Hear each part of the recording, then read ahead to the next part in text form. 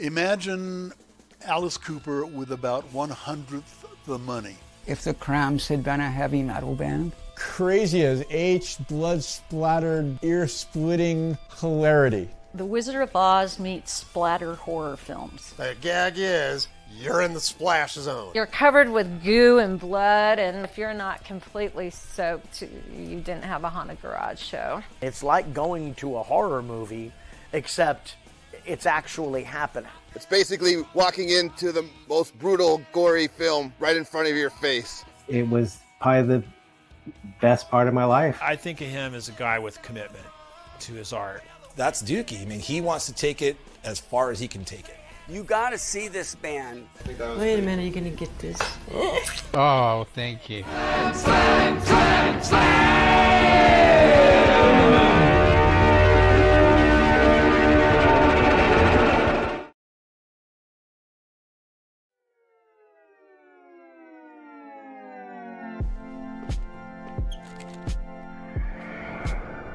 These are my favorite flavor. It's mine too. Why? What do? I eat stuff online. You mukbang? Ah! Oh my god! I met this girl last night. She's amazing. What's so special about this one, huh? She's kind of off in a captivating, quirky way. Did you know that when I'm near you, my entire body gets tingly? How did you cook this? This is like beyond good. Secret family recipe. I told you I'd have to kill you. Stop! You think you like it rough? Ash, I saw what you did to that man. I don't kill just anyone. I only kill the ones that get away with doing horrible things to innocent people. How many people have you done this to? It's a circle of life. People live and people die. God, I just feel so alive. This is so much more fun with you. Hey, all you bangers. Welcome back to my channel. You got something special. Food is fuel. I don't know about you. I'm starving. Hello, it's me, Kevin Vonesper, and oh my god, I finally did it right, where I got to me right after the intro instead of like the graphics. I'm finally learning. 79 shows in, can you believe it? I know. All right, guys. I think I ran into some garbage, or maybe somebody hit me with a car. I'm trying out some monster makeup. Let me know what you think. I've been trying to, you know, I've conceptualized in my mind some looks, and I haven't tried them out. So I thought tonight would be a great time to break out the monster makeup, because we're talking monster movies, well, horror movies, monster movies, B movies. We don't have, you know, I have, let me say it this way. I speak the language of music. Most of the people I talk to are from the music world. But as you all know, I am creating this documentary. I have sort of a rough cut done. That's like a whole development thing that I don't need to get into right now. But I'm entering into the world of horror movies. I need to learn a little bit about it. So it's about time we get some filmmakers on this channel. And tonight we have Aimee Kuge, who just came out with Cannibal Mukbang. And we're going to talk about it. And I'm going to wallow in my monster makeup. Can you see the glitter? That's the important part, guys. The glitter is the important part. I want to shine through all the ugliness of the world. All right, let's do the theme song, shall we? VonPod. Welcome to VonPod. I've got chicken heads and deli creeps, scary monsters and super creeps on VonPod. You're listening to VonPod. With aliens and skunk dogs, I hope you're here to chat along to VonPod. Welcome to VonPod. You're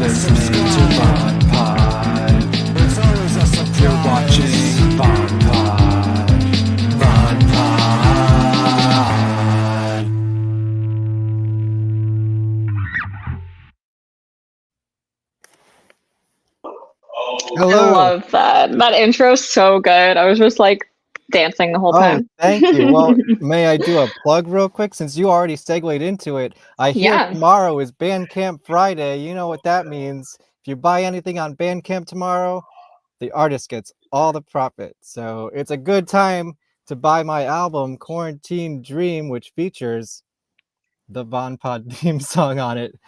It's kind of like a commercial within the album kind of deal, you know?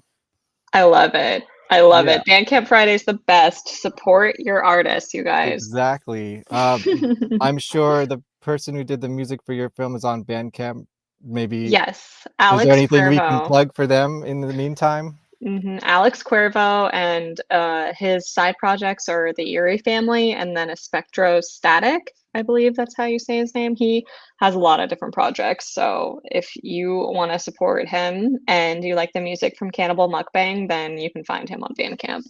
There you go. Yeah, On Alex Bandcamp Cuervo's the Friday. best. So you guys open Bandcamp on another tab right now. And then when you open your computer tomorrow, you'll be like, oh yeah, I gotta buy music because it's Bandcamp Friday. But wait till tomorrow. It's a couple hours away, you know? You don't want to jump the gun. Hi Amy, how are you?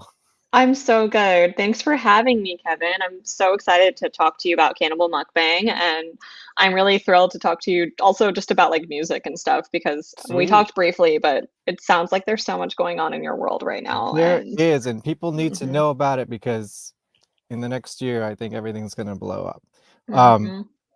We actually met once. I don't know if you remember this. I think it was 2019, and it was at this place called Film Noir in Brooklyn. And I'll show you. I was there for this event for Militia Vox.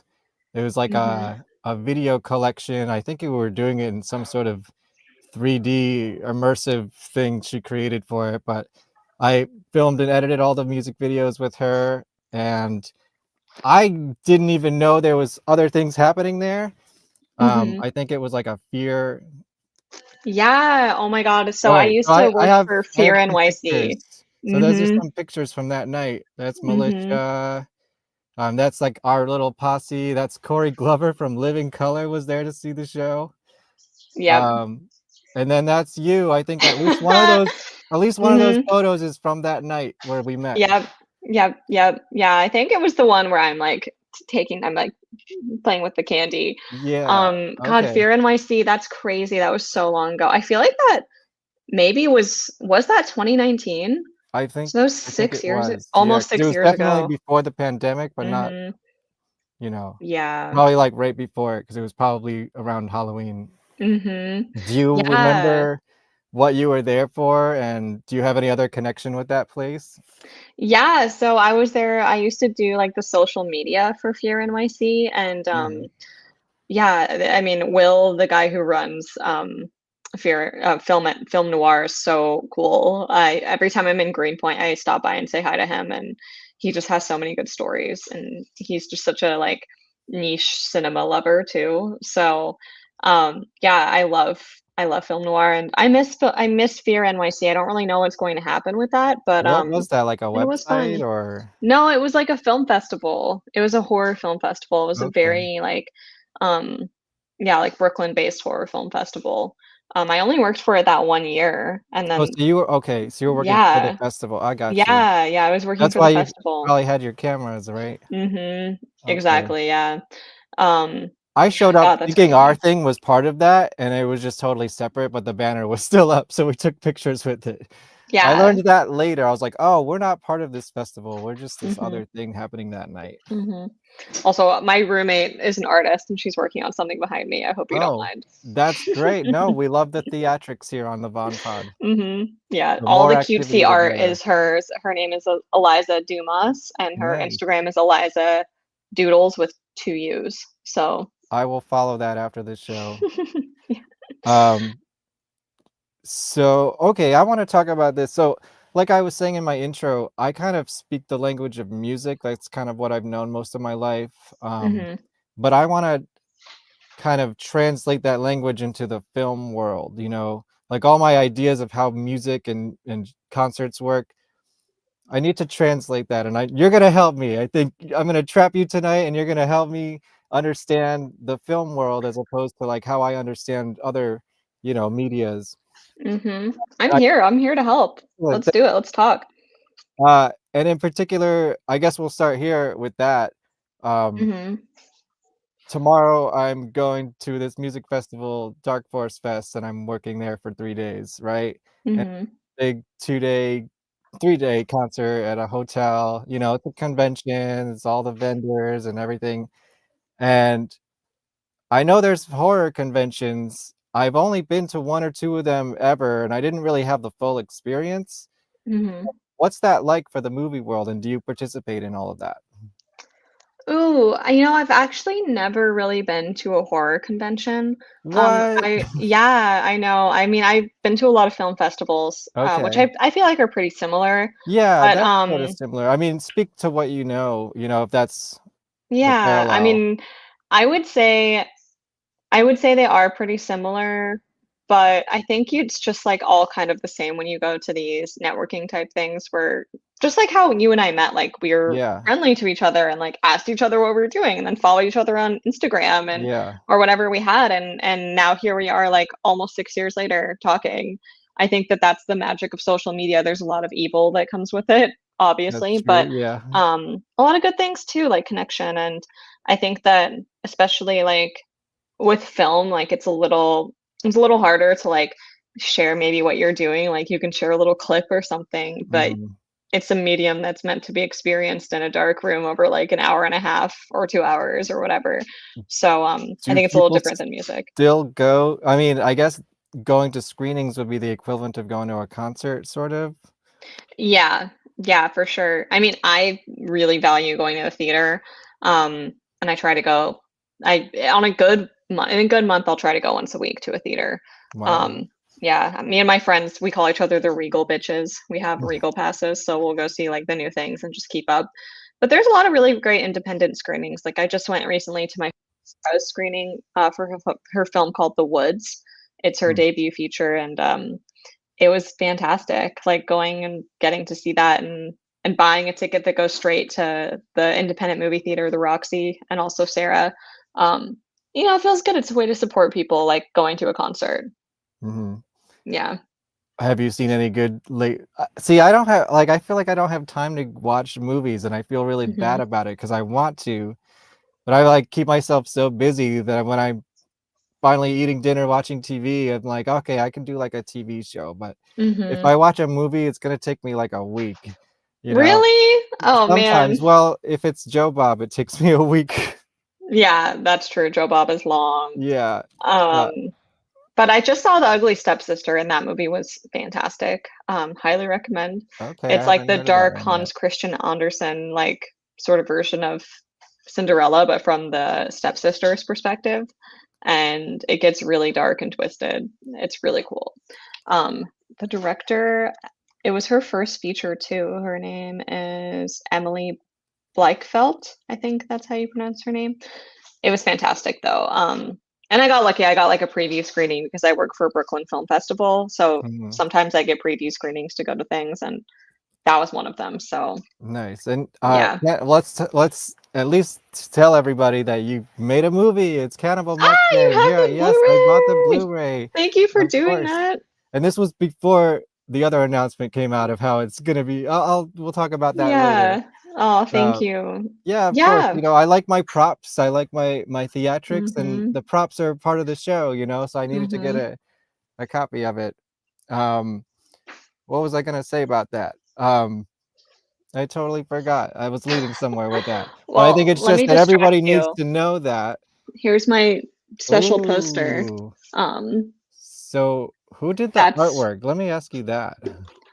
Sadist Art Designs did the artwork. He's amazing. Super like easy to work with and fun, and he just totally got the concept.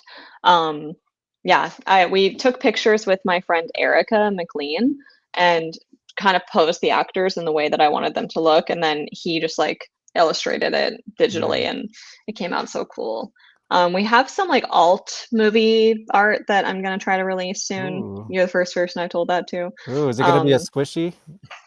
I mean, we'll over it? That'd see. be We'll nice. see. We'll see. There's gonna be different posters and stuff, and I'm Okay. trying to release some merch soon. So Yeah. yeah. Well, that I mean, okay, I remember where I was going, and then that leads me into somewhere else. First, where I was going with this was to jump from the film festival conversation. I know you put this in a lot of film festivals. Did any of them stand out to you? And what Yeah. what was that process like of submitting the movie to all these festivals? Well, I mean, I'm one of those people where like if it gets into like one, I'm happy. Like I'm just grateful for anybody who gets to see the movie.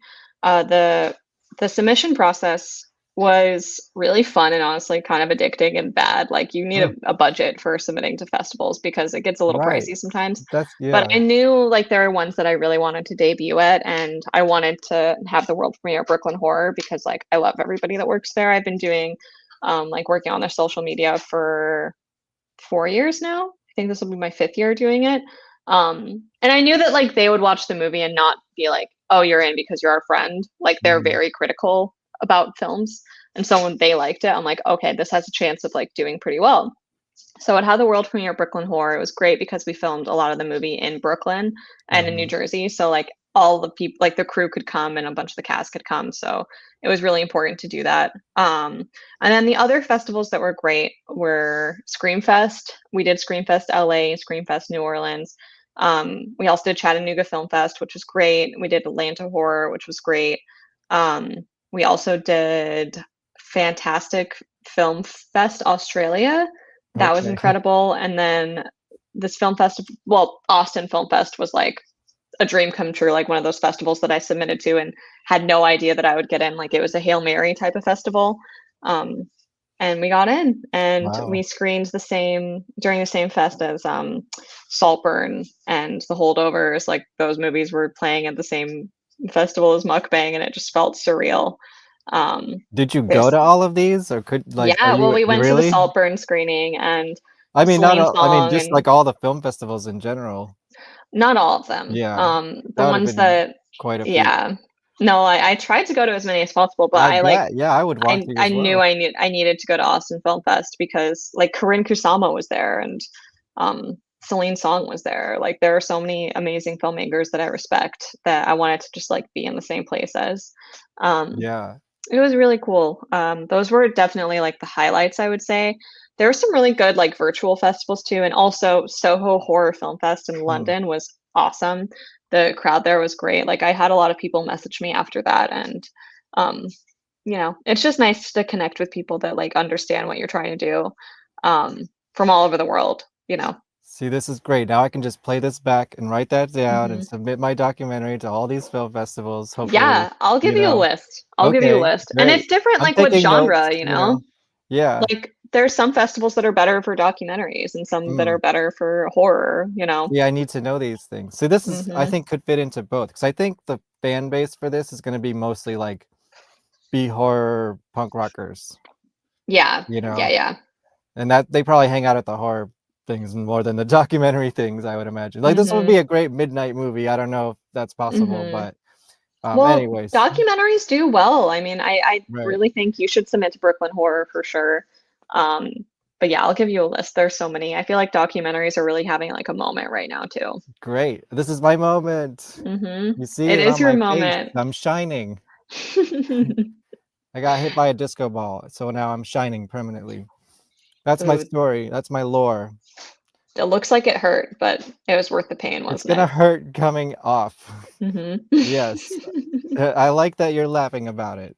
Well, if you have isopropyl myristate, what is that? That's a liquid latex remover. I have a little bit of a background in like special effects makeup, so that would help you. Ahead. I do have some normal makeup remover, just that'll help. You know, that'll help. Just be slow, be gentle. Yeah, I'm gonna do it real. I'm gonna do it real slow and painful, and I'll film the process. You know, just as a test run, because you know, I think this would be great for a music video. You know. Oh yeah. Have you ever done any music videos? Yeah, I have done some music videos. I directed and did special effects for my friend Steven's band called Shanghai Beach. That music video is really fun. I did a music video for a band called Thick I That was saw cute them too. once. Yeah. I think Yeah. I think It's they like all opened. girls. They're like Yeah, super they like opened for poppy. X Hex, That sounds about right. which is like some of those old Riot girls. You know, singer from Helium and someone from Bikini Kill or something like that. I don't remember, but it was That fun. I tracks. liked it. Yeah. I follow them, so I watch all their new. I probably saw your video. I didn't know it was you. Yeah, I mean, we made that like, God, I don't know, 2022 or 2021. Yeah, that's It what I was a do when I really work intense out. Is shoot. I watch all the music videos that I missed. You know, Oh, so I'll you should subscribe to watch a a channel. movie. Watch a movie next time you work out. No, but I need that beat. Mm. You know, I feel like that's my time. I will watch movies when I'm home afterwards. Um, okay, you mentioned merchandise, and I don't know, like this is more of a general question, because I don't know if you'd want to answer it for your own project, but like, so in music, we're all used to like Spotify and just like how musicians basically don't get paid for shit, and like their revenue usually comes from the touring and the merchandise. What is that like for movies? Do movies make money these days? Oh my God. I mean, yeah, some of them do, but it really Yeah. depends. I mean, I have a contract with my distributor that I can't really go into details Of on, but course, like, no, that's you know, why I eventually, wanted more of a eventually I general will make, answer. eventually I will make money on mukbang, and I have faith Okay. in it. Right. But I am in control of the merchandise. So when I release that, all of that will go to me, which is helpful. But yeah, like with the Blu-ray, like that, you know, everything goes towards me eventually making my money, making something. So thank you so much for buying that. I'm sad that it had to go through Amazon and Bezos, but Right, I had no yeah. control, unfortunately. That's the only way to get it right That's the only now? way to get the Blu-ray right now. Yeah, unless you like find it at your independent Right. store, but who knows when that will be. Does Film Noir have any copies? I mean, I hope so. I'll have to tell Will. I'll have to give him, or I'll have to make him Yeah. buy some for me. Like, what is it called? Concession? Mhm. Like when people used to bring their CDs to stores and like buy 5 copies or whatever? Yeah, but I'll have to pick your brain, coming from like the music world, because I have never used like a print on demand service for myself. Like I've done it for other things. Like I worked on a movie last year in the art department and we had to make t-shirts that way, but they had a budget. And for me, I'm like, I want like the best stuff for the least amount of money. So I might have to pick your brain. Okay, well, I don't know if Yeah. I can help you that much, and this is a good way to plug my CD again, but every CD is hand-drawn covers, Really? CD covers, because you know what? Making it yourself, totally DIY, is cheaper for me than going through a distributor and getting you know, an X amount and Yeah. just having like boxes of fucking CDs in your closet. And then that's So handmade artwork that you get to own from Kevin. Like, come on. exactly. So I would say you should hand draw every single box of your VHS, which Oh my is an God. announcement, right? I think it's this one. Here it is. You can now Yeah. buy Cannibal Mukbang pre-order on VHS. And this is from an indie. They made this. Like they're not Amazon. Right. VHS Haven coordinated that, and they made all of them themselves. So yeah, that's definitely like a piece of art. I'm super excited for it, and I So can't wait to put it yeah. on like in a VHS tape and watch, or VHS player and watch it on like a tube TV. So Do yeah, you definitely. have that capability? Are you going to be able to watch it by, you My know, on your friend own? James has a tube TV, and I will make him put it in his tube TV, and hopefully his VCR doesn't eat the tape, but we'll see. Yeah. See, I have a VCR that I connect to a computer to transfer tapes all the time. But this is kind of like the opposite, because like it's actually kind of a downgrade, but it's in the quality of your heart, you know, that's what the VHS is for. I don't know. I'm imagining you're at least a little bit nostalgic about that culture. Oh yeah. Did you like grow up in that at all? And what were your prized possession VHS that you had or have? Ooh, that's a really good question. Thank you. So yeah, I mean, I grew up in the 90s, so definitely had VHS tapes. Yeah, I always tell people, like, because it's cool now to collect them, but I'm like, you Mhm. guys, you don't understand. I have these Mhm. because back then that was the only way to have them, these movies, you know, or Mhm. so it wasn't like a Yeah. cool thing to do. It was the only thing to do. Unless you had Mhm. a Laserdisc player and you were really fancy, but Mhm. I actually have kind of a tragic story with that. So I had a VHS collection that my mom and my sister and I had, but she like so she was really into horror movies. She got me into horror movies. Like The Cell was the movie, like the first I movie have I a really remember prop because I watching. knew you were gonna say it. Yeah, I Here's my love The copy of The Cell. I Cell. have mine downstairs. I should have grabbed it. It's not a VHS, but it is a DVD. Yeah, but we had The Cell. We had like so many like horror movies and like romantic comedies. One that I remember watching a lot that is actually making kind of a comeback is Shark Tales. We had that on Yeah, that VHS. doesn't relate to me. It's so dumb. Shark It's Tales? Like fun. it's a Shark cartoon Tales, or the something? cartoon. Yeah, it's Okay. that was that was on repeat at our house. But my house got robbed when I was a kid, so like all my VHS tapes got stolen. They took your tapes? Yeah, they took like the TV, the tapes, like any DVDs. So yeah, I don't have any Damn. from my childhood. They all got stolen. That's what happens when you grow up in Aurora, Colorado. Things happen. Well, damn. Yeah. All right. Well, now you can restart. If this ever happens to anybody, you can restart your collection with Cannibal Mukbang. Yeah, and you know what? It's okay. It's just stuff. Everyone was fine. Is there But any yeah. difference between the, you know, the film on the Blu-ray and the film on the VHS? Or Ooh. Well, the VHS I think looks cool. Like I just like how that looks. I think there's something nice about it. yeah, No, something nice about something on a tube TV. I feel like a lot of new things are just so crisp and clear that like it right. almost takes the magic out of it. Like, Sure, yeah, you know, totally. like there's a portion of Mukbang that was shot on film and I think it's so beautiful. I think that film is beautiful, but it's expensive. So Is that yeah. like the flashback sequences? Mm-hmm. Yeah, the flashback was shot on Super 8. Nice. I think that there's something really nice about shooting on film, and I think that there's a reason why a lot of like new movies have that sort of grainy like overlay. You know, Yeah. like everyone's trying to emulate that because there's something just nostalgic and timeless and really flattering. Like if you take a picture on film and get it developed, I feel like it almost always has this like soft, ethereal quality to it. Mm-hmm. I've been scanning lots of negatives for my documentary. So I was actually just doing that beforehand. Look at this. Let's see it. I have like just binders full of old punk rock negatives. Oh my I god. have like That's and so more cool. coming. So yeah, I've been experiencing that a lot. Yeah, I had this idea because I definitely hope that my documentary comes out in some form on VHS because it's very much about that culture and like the you know, the B horror movies and the, you know, from the early, you know, mid 80s, early 90s. And I was thinking a cool way to differentiate like a regular release and a VHS release is to do like a 4:3 edit.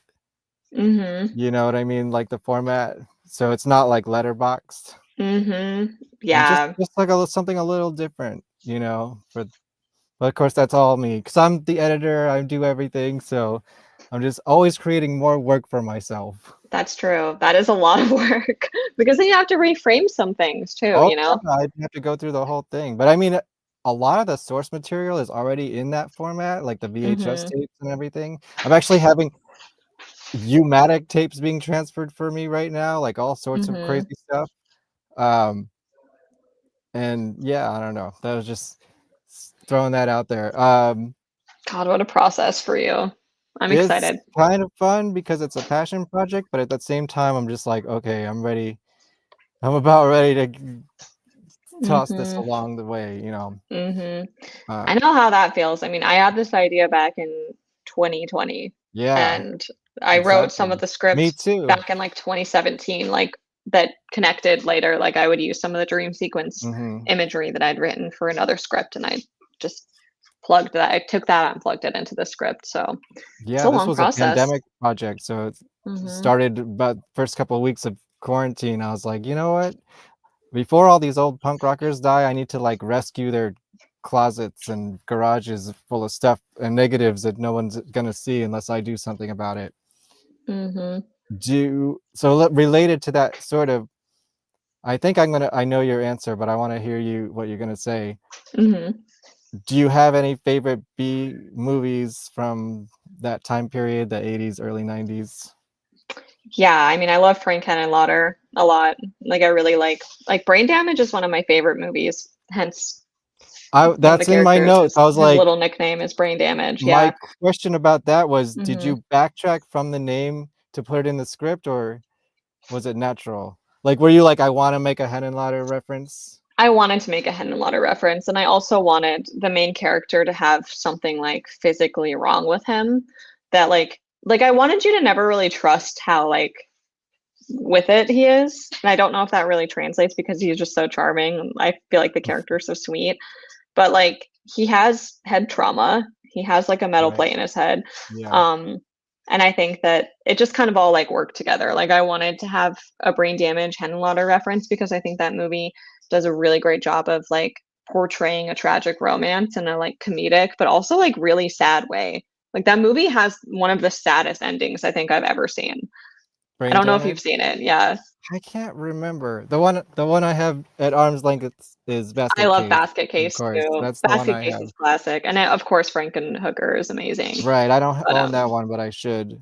Yeah. I But feel the like end I of it had to though. have seen it at some point, but I can't really Mhm. remember. Is Well, the end of it is that that the one where the alien pops out of his head? Aylmer, yeah. Yeah, I think He's like this really smart alien thing that possesses him. I don't remember the ending. That's the tragic part.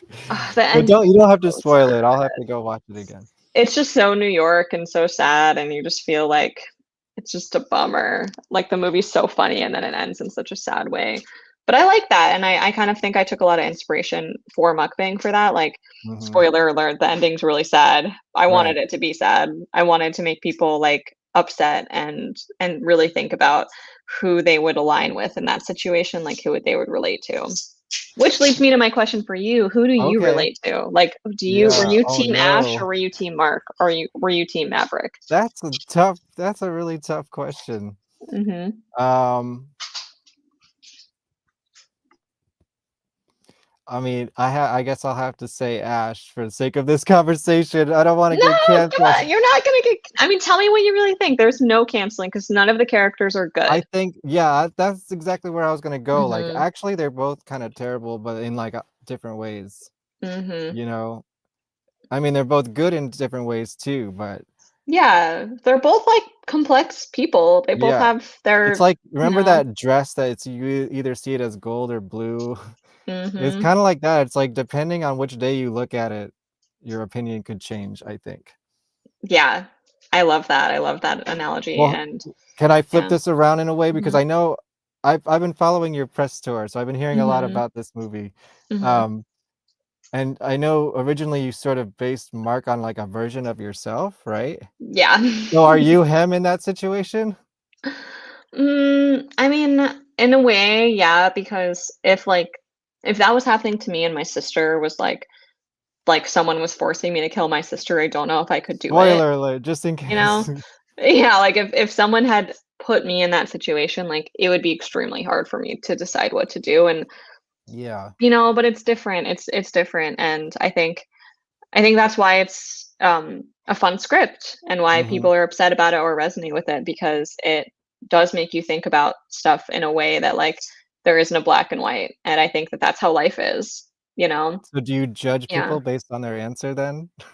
No, I don't judge people for their answer. I think I like hearing different answers. I like when people like say that they would let their brother go, or like when they're like, no, I would have killed him as soon as I saw him at the door.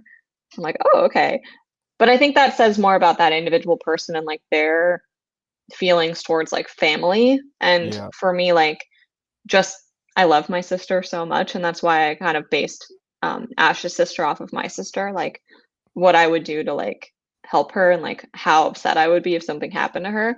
And so I wanted to show these different like versions of family, like sisters and brothers, and how complex that is, and like how what, you know, and with men and women too, like just I feel like boys in that situation are like, oh, like bros before hoes, right? Right. Well, that's literally now bros before hoes.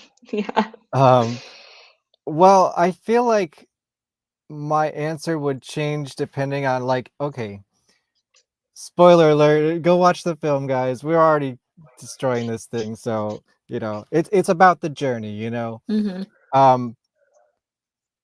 There was a montage, right? There's a montage scene. I don't want to spoil exactly what's happening in the montage, but it's between the two main characters getting to know each other, so to speak, right?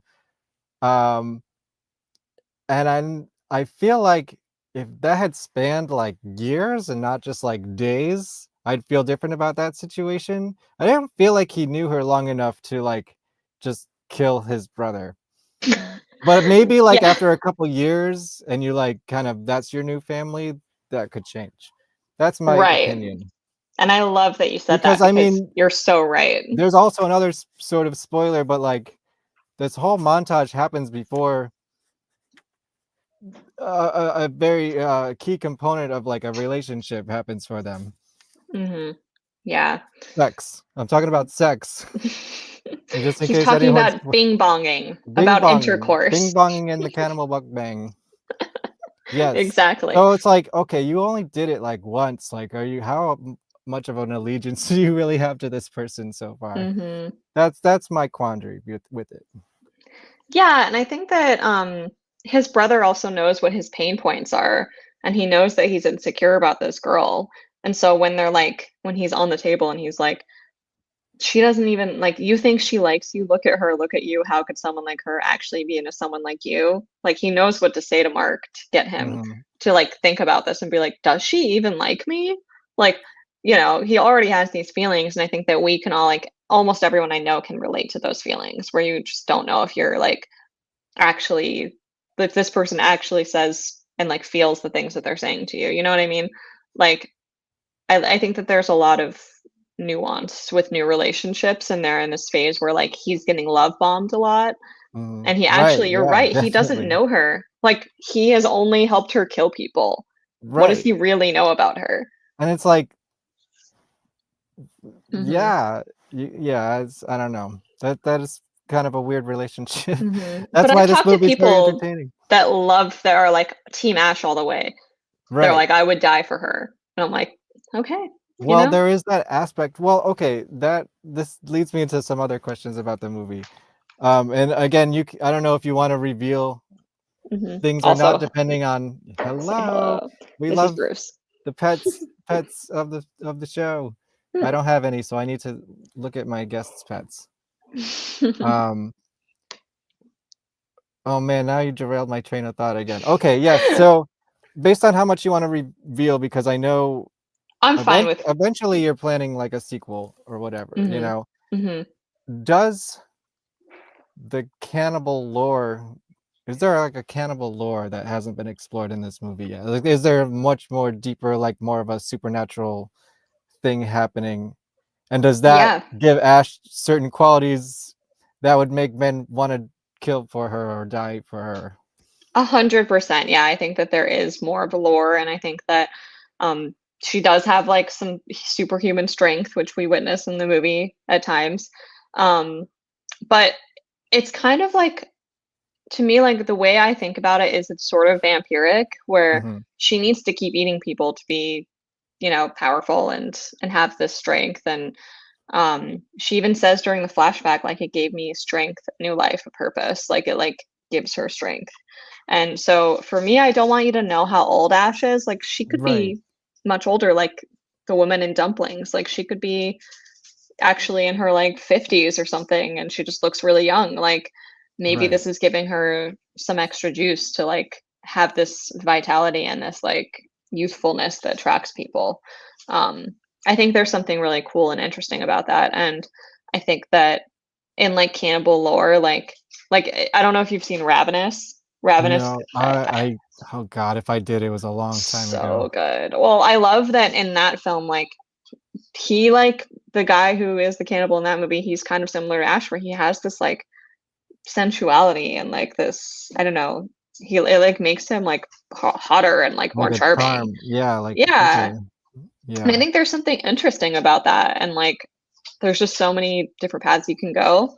And I would like to explore that more. I have a sequel idea, and then I also have like a third movie that I would like to like go We're gonna through talk about that later. that. Yeah. Yeah, that's a separate Well, there's conversation. the third. There's a trilogy. Like I picture Oh. Cannibal Mukbang as a trilogy. Okay, I thought you meant the third movie Not you the other want one. on. Yeah. Okay, well that part's a separate conversation. Yeah. But I Um, picture it as a trilogy where the third movie we go towards like Ash's upbringing, and we like go Right. back to the swamp, and we like Right. see what happened there. Yeah, interesting. Cool. Mhm. Well, because that would definitely put a different spin on the ending if you're that character and you're getting Mhm. like a supernatural influence over you, you know. Mhm. So there's that. All right, I have another prop. Well, I have two props because I have this Oh my movie on two god. different formats. Because I know, and this goes kind of with that theme you were talking about. Mhm. And I just want to know, like, why is this movie so awesome? Because I There's remember, so many reasons why. I was living in Astoria, Queens, and my roommate, Mhm. we used to have Blockbuster down the street. It was at the Astoria Mhm. Ditmars stop back when there was a Blockbusters. Mhm. And he rented Jennifer's Body, and I'm like, oh god, this is gonna be just so awful. It looked so stupid. And I sat down and I couldn't believe how incredible that movie was. Mhm. Well, it's Diablo Cody's I writing, know, and honestly. Juno, I Mhm. loved Juno, you know, and Mhm. I know she did some other stuff, but I can't remember at the moment. Mhm. And I think it's because it was directed by Karin Kusama. Like it just has so much energy in it, and Oh, that's who you wanted to meet. I didn't yeah. put that together. Mhm. Yeah. Aren't they Yeah. talking about doing like a sequel of some sort? I hope so. I hope that Megan Fox is in it too. I I just think love, she's I don't know, so something good in about it. the vibrancy of the colors of that movie. Mhm.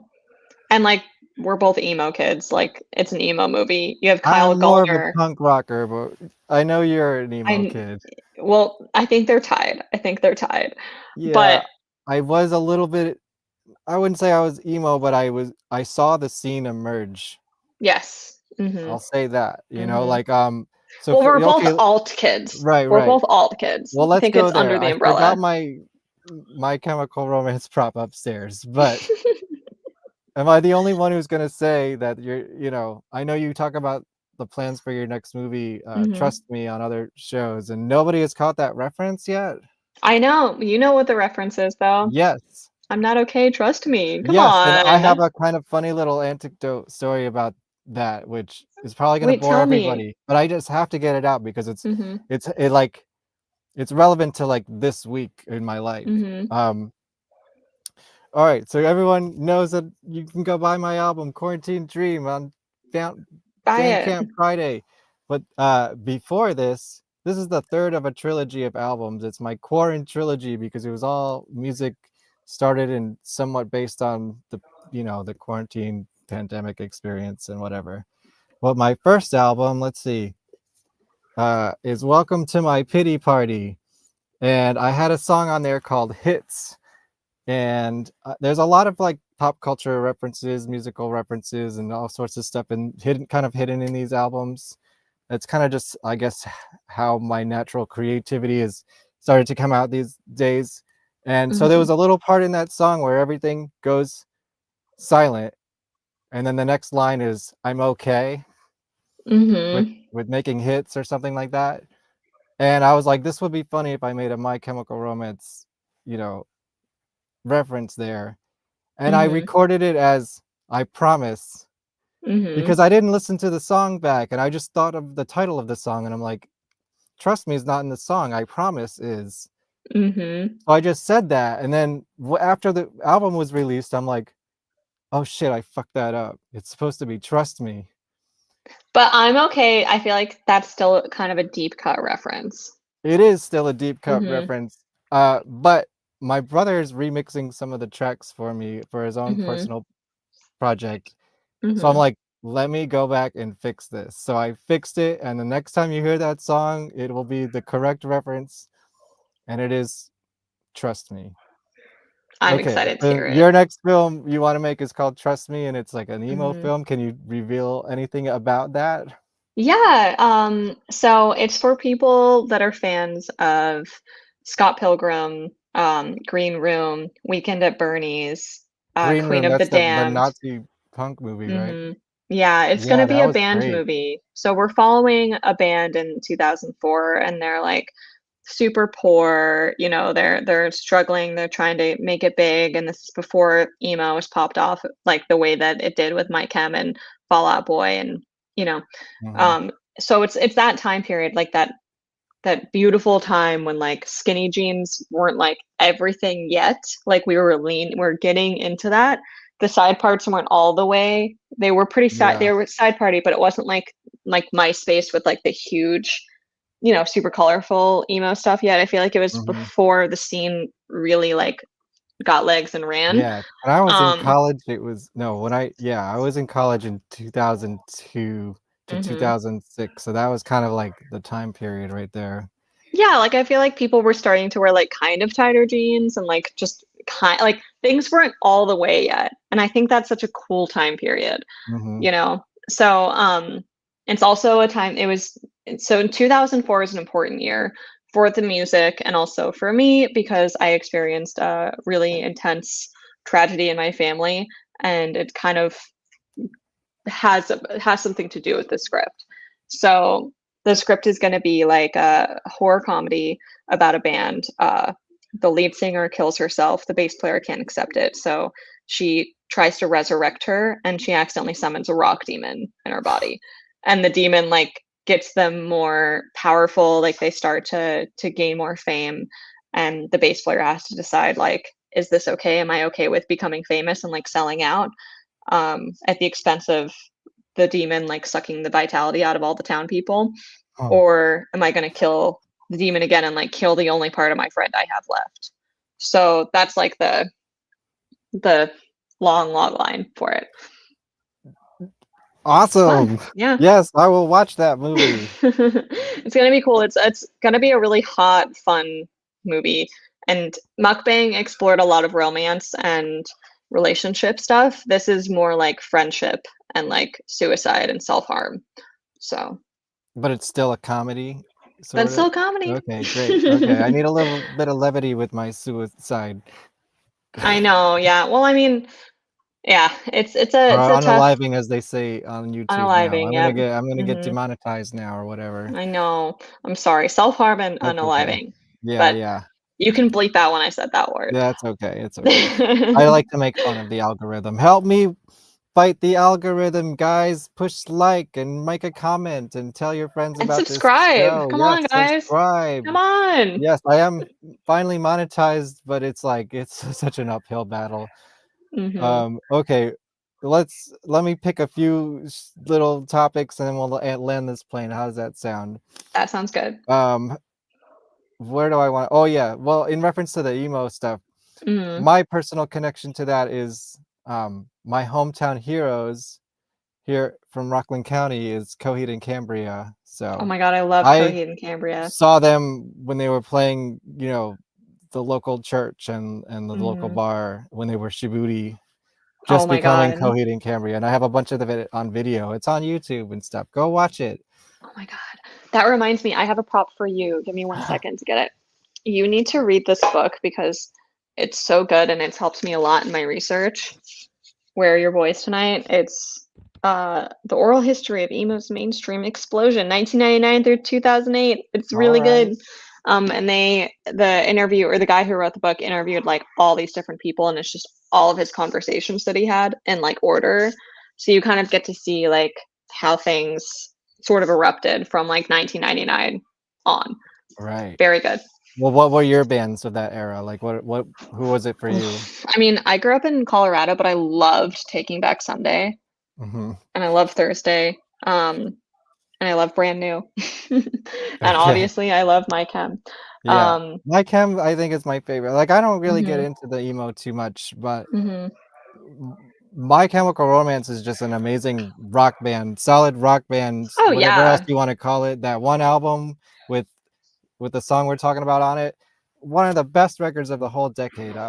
you know, Their first album is so good. I think the first album, it's arguably, okay. it's underrated, but it's so raw It's and like okay, but it is raw, and I feel like even they agree that it could have used a little bit more production and I think it's songwriting and chop a perfect. couple of those songs a little tighter. Perfect. No, I think the second album's perfect. The first one's and it's The interesting to second album listen is to. perfect. Yeah.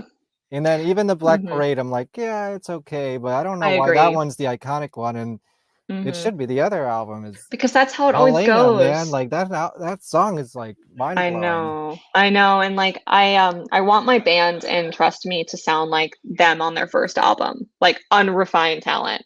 You know, like it's almost there, like you can see it, you can see the shape, like it's a piece of clay that's like Yeah. forming, you know? Do you have someone who's like gonna write all this music for you, or how's that gonna work? I'm not sure, like I really want to collaborate with a band. Um, but I do have like someone who's going to help me with composing and like just be like a music supervisor. But yeah, I'm not sure, like a big part of casting that's going to be hard for me to do, and this is going to take time. Like I want it to Yeah, be done right. of course. It's finding someone that can sing. Like Mhm. I would like the person who is the lead to Yeah. like actually be singing. Definitely. But you know, that's a lot to ask someone to do. Yeah. So Well, it's gonna yes, it sounds awesome. Okay, I didn't think I was gonna talk about emo for this long, but Yeah, you said you don't like emo. Here you are. I know, but Here you are. I like rock movies, you know, and if you're gonna Yeah. make a horror comedy rock band movie, like Mhm. that's my Well, wheelhouse, you know. I want it to be a lot like Lords of Chaos in some ways too. Yeah, but That's one of that's my based favorite on a movies. real story. I know, but like the That was energy great. that I you liked get it. in some of Yeah, it that's is like Jonas so Stockman, good. right? Mhm. Yeah, yeah, I like his stuff. I mean, I'm not a purist on the music, so I know people have some issues with it, but it's like Mhm. I thought it was entertaining. I got Put a enough out of Culkin it. in there? I Yeah. know, yeah, he was It's great. great. Um, okay, let's see if you want to answer this one. Okay. Let's see. I don't know because this is other more spoilers, but like Mhm. whatever. That's fine. I forget the character's name, but Mark's brother. Maverick. Maverick, yeah, that's really his name in the Mhm. Is that supposed to be his real name? That's his real name. That's his real Okay, name. sure. Is it like a Top Gun thing or? Yeah, I just wanted to think of like a douchey name. Yeah, And I feel like yeah. Maverick is kind of a douchey name. No Wait, offense to Mavericks out there. Maverick, it wasn't that was the actor for was that Tom Cruise or was that the other guy? Tom Cruise, yep. Okay, yeah, pretty douchey. Okay. I kind of want to see a movie about that guy because there's some interesting details spouted about him at the end. Mhm. Corpses? Really? What's his Yeah. deal? Like, do you have a whole backstory for this guy? What is he doing with Yes. corpses? So if we want to get super, super, super dark, That's what I'm here for. with Maverick's character, like in my head, when I was writing the script, I would like write out little lists of like who they were and what they liked and stuff. Right. Yes. And for Maverick, I imagined that this is really fucked up, but like I like making horror movies. I imagine that he like kind of molested Mark and was like groom like they have a tight connection and Mark is like scarred and he has to go to therapy and we don't really know why. I have like in the back of my head, I feel like Mark pushed that, like he's like really pushed that under the rug, like he doesn't really remember, like maybe he has PTSD from it.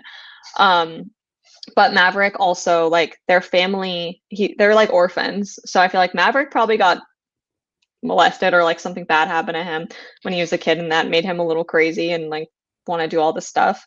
And then he has kids too with his like his like wife, and he has his stepchildren. So like I just feel like the dark part of me is like he's like bad to like everybody and we just don't know, because I feel like that's always Corpses. Wow.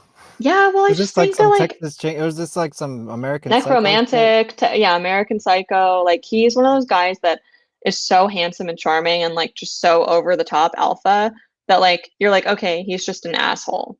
But like I feel like a lot of the people that end up doing this stuff that like don't get caught are the ones that aren't like overtly evil. You know what I mean? And he survives, doesn't he? So He survives. is he gonna be part of a plot point in the future? Yeah, for sure. Okay, cool. Yeah. Okay. I just put Mhm. the pieces together right Mhm. now. All right, let's do some rapid fire. Okay. I guess. Why Melty? Where did Melty come from? Ooh, okay. I was in my I was in my Because feels this a is lot. about to be Melty in a few minutes. Yeah. Yeah, I'm excited to see it. Um, so I used to be like a vegan influencer. This is some lore, like kind of a vegan influencer in Colorado before I Okay. moved to New York. And my old account was like Boulder Raw, does not exist anymore. But I had like deleted it because I didn't want to be an influencer. Like I didn't want it to go down that path where like all I was doing was taking photos of food and being like, go to this restaurant for the best. And like I didn't want to do that. Yeah. All those people are great. I love them. But like for me, I didn't want to do that. So I was kind of in my it's in my feels when I first moved to New York from Colorado. And it just kind of struck. I'm like, melty feelings, like that sounds good. And then with my production company, Melty Media, it's like perfect. So I think melty is a cool cool word. It Yeah, it sounds totally nice. works. Meltymedia.com, right? Or something. Mhm. Okay. Mhm. Melty, yes. And Melty Feelings is your Instagram. Mhm. QXTs, you did something there? Yeah. Because Well, somebody mentioned, I saw a story from my friend about Cannibal Mukbang, and it was like a yeah. QXTs thing, and I was like, wait a minute. Mhm. That's Well, actually kind of where I'm supposed to be right now. there's a lot of lore with QXTs and mukbang. So, Diego, he like does a lot of Oh work at yeah, QXTs. he He does some trauma stuff, right? he does a lot of Yeah, trauma stuff. He does a lot of he used to wrestling. book my band that we used to do all this kind of makeup with. Really? Yeah, Oh yeah, Diego's a like great guy. 6-7 years ago. Mhm. Yeah, I know So Diego. I actually heard from my friend Brandon, um, that so I was looking for a place to film Cannibal Mukbang, and I wanted to film at friends' places, and um, I'd rather like pay my friend than pay a Right. random company like a ton of money to film at their spot. And Totally. so Diego was like, "Yeah, you can film at my place," and Brandon's like, "Yeah, you can film at Diego's place. He's really chill to work with." So we filmed a lot of stuff in his house. We filmed like the tent, the like Mm. exterior of the blanket fort. We all of Ash's living room, like the end scene, the running through like the kitchen, running through the kitchen and like going down the stairs into the basement, like that was all filmed at his place. So yeah, like Diego was essential to us being able to film Cannibal Mukbang, and he booked stuff for QXT. So he was Yeah, like, "Can we that's have where a he booked screening?" me. He's like, "Can we have a screening of Mukbang?" I'm like, "Absolutely." So yeah, Okay. Diego is a really nice guy. I haven't seen him yet, but I Mhm. heard that they filmed some of Terrifier there. They did, and he's That's in pretty it cool. too. So that's where the Dark Force Fest pre-party is right now, and everyone's texting me asking me if I'm going. You could probably make it still. I probably can, but the You should thing is, make it. I am kind of made up for it, aren't I? Mhm. Mhm. Yeah, we'll see. That's a probably a no. Well, just practical reasons. Like I'll be at the hotel for 3 days starting Mhm. tomorrow. If I go to New Jersey tonight, I'm gonna have to still come home and then go back there Yeah. tomorrow. So it's like, Yeah. yeah, Maybe sleep tonight. yeah, I'll sleep Yeah. tonight and I'm gonna party hard this weekend. Mhm. Do horror people party hard? Like, are there like after parties for these film festivals and stuff? Like, what's Oh the vibe there? yeah. Oh yeah. Yeah. Yeah, yeah. But Okay, it's more good. like horror nerding out where we like sit and like do karaoke and then like talk about movies and watch If stuff. any cool horror gatherings happen, you gotta let me know because You got to come to Brooklyn Horror. yeah, It's I the need to 10th start. year. It's going to be awesome.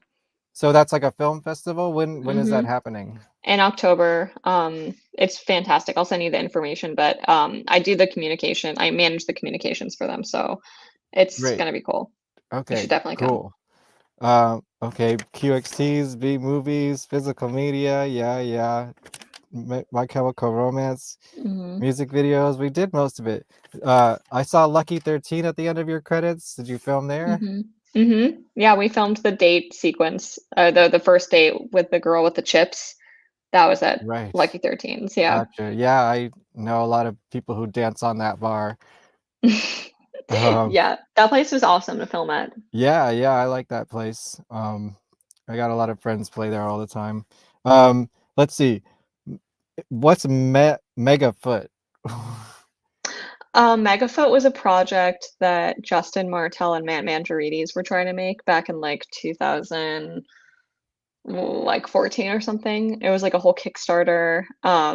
But yeah, we got to use some of their posters Yeah, for I the saw film. that. I was like, I want to look at the details of this, you know, and I You was should like, look I up wonder if that is Megafoot. There's some cool okay. stuff I online. wasn't sure if it was a real thing or not. So, and going on that as well, there was like missing posters in the movie. Like, was a reference to something in the story that I didn't understand, or there's like an Well, importance to that.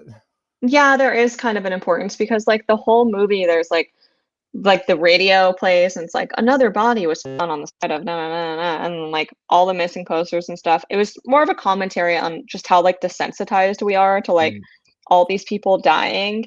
And then when you find out that Maverick is like a killer and like a rapist and a pedophile, it's like, are those some of those girls, some of the Gotcha. people Yeah, that that like makes he's sense. hurt? And like Ash is like a vigilante, like she wants to do something about this, like all of the stuff. Yeah. And she has her speech where she's like what you're going to post on social media, yada yada Right. yada, like what does that do? Like nothing. Like That she's makes like sense. actually doing like physical things to like make a change. Is she doing it the right way? I don't know, but she is doing something. Right. Yes. Okay, the pumpkin movie. What's that all about? Was that something you made? Like, did you shoot that on film? Like, was it fun making a No. movie within a movie kind of thing, or? So my DP, Harrison Craft, that was a short that's unreleased. So you get, Oh, called it Jack-o'-lantern. It's really good. I almost spit out my whiskey. Hopefully he'll put it out someday. The star of that with the pumpkin is actually literally downstairs right now at my apartment. So I So saw that. I was like, oh, that must have been fun. That looks cool. Is that? I was like, is that gonna become something? And it is something. I hope so. Harrison has some ideas for a feature, but it would be a really cool feature. All right, let's end with this. We did brain damage, Henenlotter. Yes, yes, yes. So, are mukbangs like a kink subculture as well? Like, I don't go down that route. So, is there like a whole component to that as well? Maybe Yeah. you should find out. Maybe just Yeah, look it it's up. not really my. I mean, kink scene, sure, but that part, I don't know if I want to find out. That's why I'm asking you because I don't want to see it. It is definitely a thing. I'm personally not like into that in a kink Yeah, sense. yeah, I'm into sure. it in like a therapeutic, like it helps me not feel bad about eating food sort of way.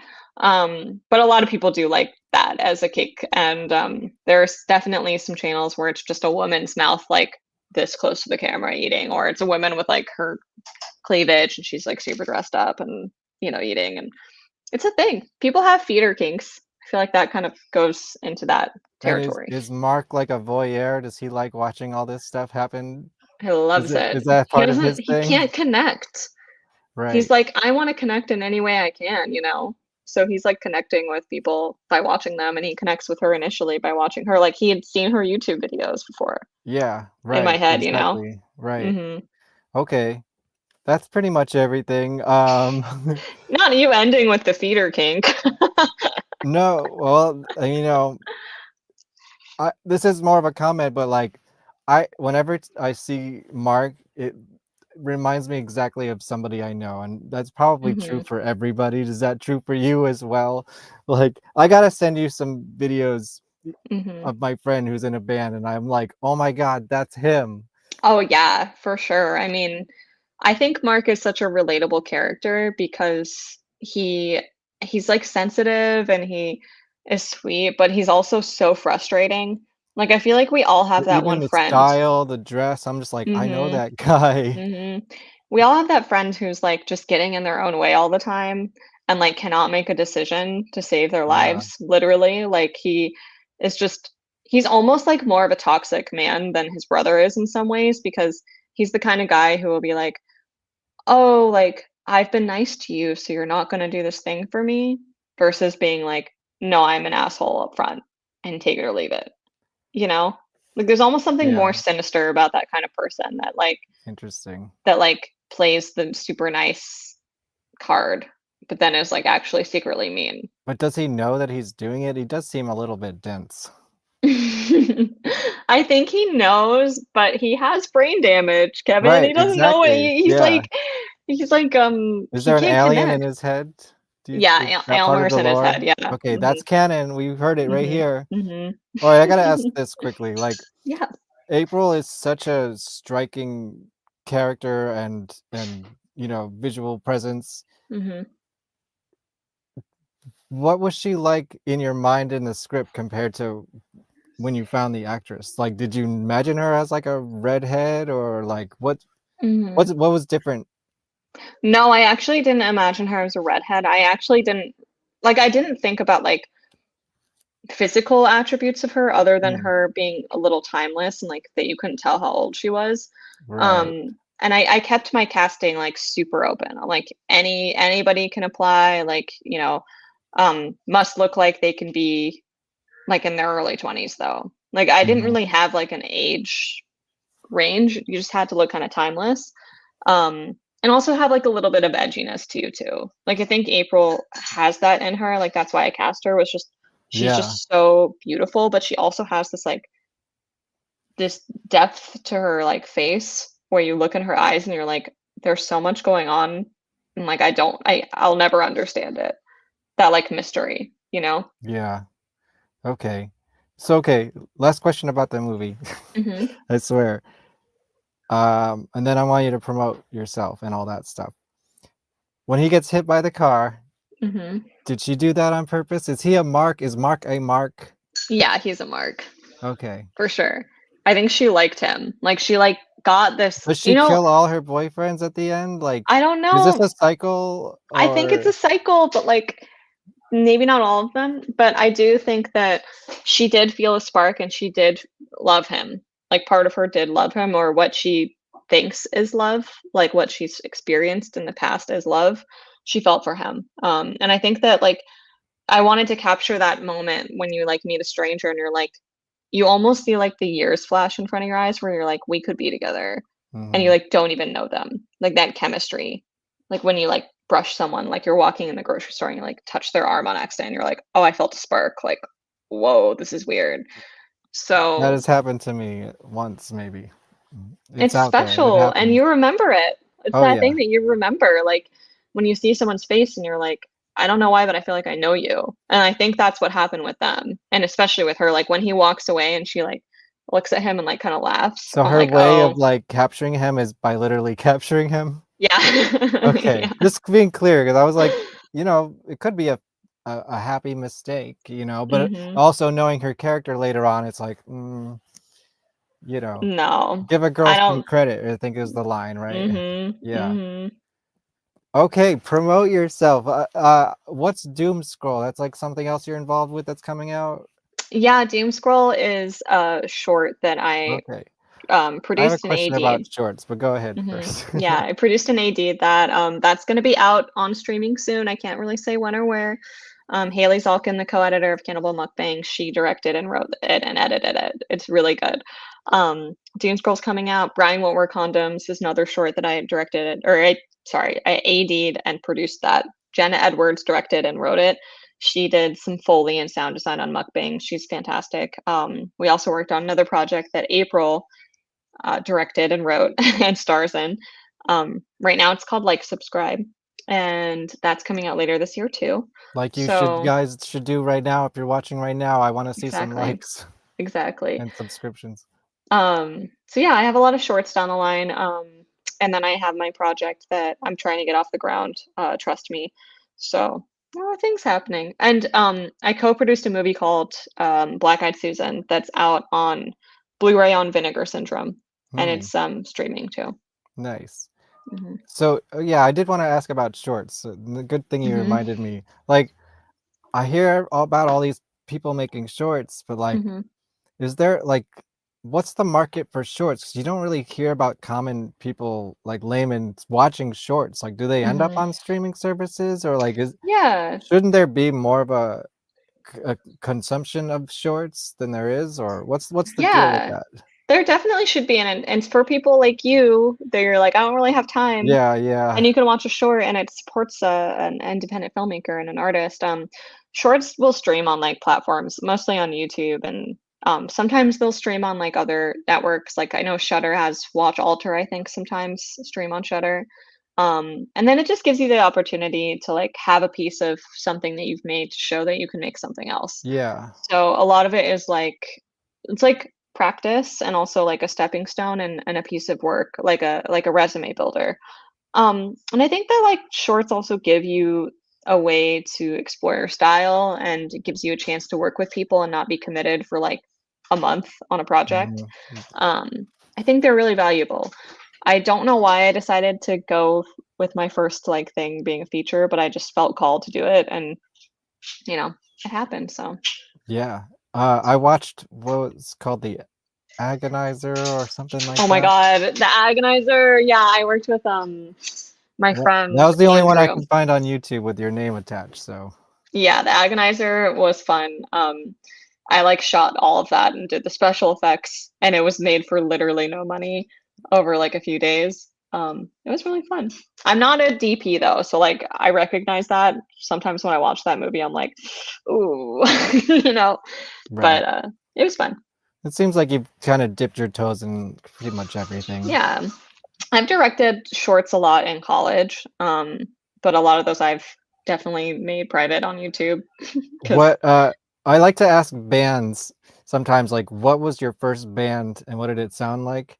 What was your first film, like when you were a kid or whatever, and what was it like? Well, I filmed a lot of like fun little things with my friends, but I would say like the first I shot a movie on 8mm, and it was really dark and intense, and maybe I'll send it to you. It's like all these people wearing vintage masks, like looking out at this bookstore I used to work at, and it's like cut with all of these like videos of Disney movies that I filmed, and also like videos of like 1,000-pound people like trying to get out of bed and like basically killing themselves eating.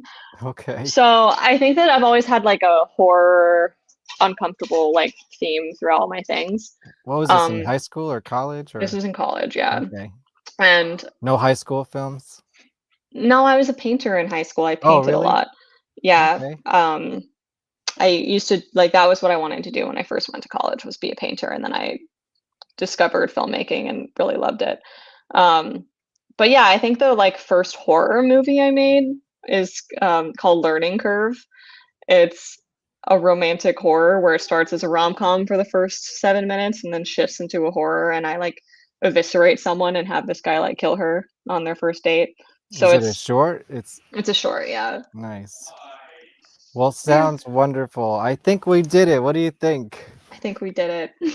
Should we? I think it's time to rip this makeup off if you want Do to it. watch. Do it. Do it. Do it. Do it. Do it. Everybody, grab a drink. This Let's is watch. yeah. I need a little Mhm. cheers. Thanks for Mhm. having this drink with me. I like how my face looks right here. Yeah. Cheers. All right. I know Bruce this is gonna watch too. Oh yeah. Oh, Bruce. Let's see what I can do. It's gonna be a little messy. See, it's mostly makeup and not a lot of. I need This to looks do like it's gonna more. hurt. Dude, don't do it. No. No, it's gonna be great. It looks great. No, it's not. Ah. It looks worse than it is. I gotta find a good edge. Okay, here we go. Ready? Mhm. Oh, it's not There you that go. bad. No, yeah, you got I it. like You got it. when I'm doing it on stage and it's like sweating off, like Mhm. during the performance. I need to use more Mhm. latex next time. Tomorrow. Yeah, it might happen tomorrow.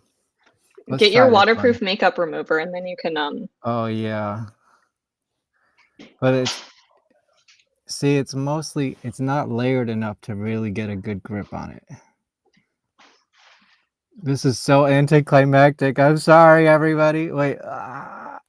Whoa. Whoa. See, if I was really savvy, I'd have makeup on underneath the makeup, so it's like It really looks cool though. It layered. looks like you got beat up more now. Yeah, Like, it looks actually, like a this looks more bruise. realistic. Mhm. Okay, yeah. That's all you Oh. get. That was good. Yes, all right. It was not as masochistic as I thought, because I didn't do it over any hair. I did learn that. That's a Mhm. terrible thing to Mhm. do. All right, everybody go get Cannibal Mukbang. Where can people get the movie? They can get it on Amazon. Unfortunately, I'm sorry. They can also get a VHS tape from VHS Haven. You can stream the movie on Apple TV, Amazon Prime, Fandango, and then it's also playing in Canada. I forget the streamers there, but Cool. it will be playing in other territories soon. So keep your eyes peeled on Cannibal Mukbang Film on Instagram. Perfect. All right, guys. I don't really have any shows booked, but stay tuned. I'm working on it. Probably some good stuff coming this summer. I'll be at Dark Force Fest all weekend if you're around or coming to New Jersey. Well, it's sold out, so if you're either there or you're not, I guess at this point. But if you're out in New Jersey tonight, why don't you go to QXT's and check out the pre-party? I won't be there, but it's gonna be fun. You'll be there in spirit. In spirit, yes. Mm-hmm. Thank you. you. Yes, and yes, keep me updated on all the horror stuff going on in Brooklyn and New York. I will. All Bye. right, everybody. Like, share, subscribe, and comment below. Like, share, subscribe, comment below. Like, share, subscribe, comment below.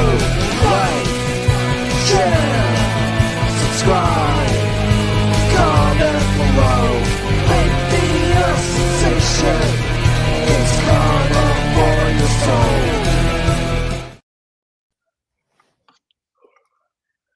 That was good.